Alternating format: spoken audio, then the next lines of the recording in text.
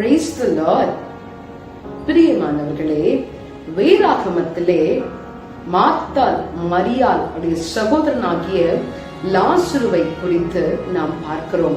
இந்த லாசரு உடம்பு சரியில்லாமல் மரித்து போகிறான். அந்த வேளையிலே இயேசு கிறிஸ்துவானவர் அந்த இடத்திலே இல்லை. ஆனால் 4 நாட்களுக்கு பிறகு இயேசு அந்த லாசருவின் மரணத்தை கேள்விப்பட்ட உடனேயே அந்த இடத்திற்கு அவர் வருகிறார். அவர் வருகின்ற வழியிலேயே இந்த லாசருவின் சகோதரிகள் ஓடி போய், நீர் இருந்தால் என்னுடைய சகோதரனுக்கு இப்படி ஆகி இருக்காதே ஆண்டவரே என்று சொல்லி அவளை பிடித்து கதறி அழுகின்ற வேளையிலே இயேசு லாசரு மேல அன்பு வைத்ததன் நிமித்தமாக அவர் கண்ணீர் விட்டு அழுதார் என்று சொல்லி நாம் பார்க்கிறோம்.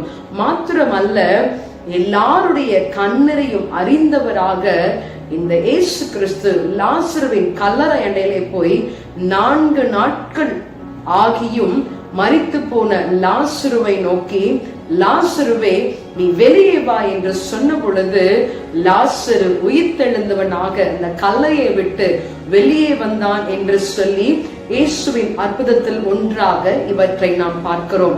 பிரியமானவர்களே, நம்முடைய வாழ்க்கையிலும் கூட எந்த நேரத்தில் நமக்கு என்ன உதவி செய்ய வேண்டுமோ நம்மீது அக்கறை கொண்டவராக அப்படி அவர் செய்து முடிக்க வல்லமை உள்ள தேவனா இருக்கிறார்.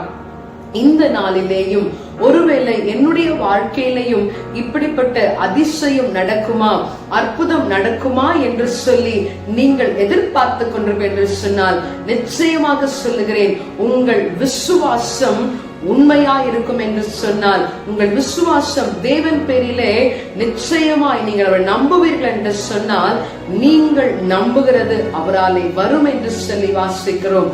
இந்த நாளிலேயும் நம்மீது அக்கறை கொண்ட தேவனை ஆராதிக்க வெற்றி கொடுப்போமா? Praise the Lord.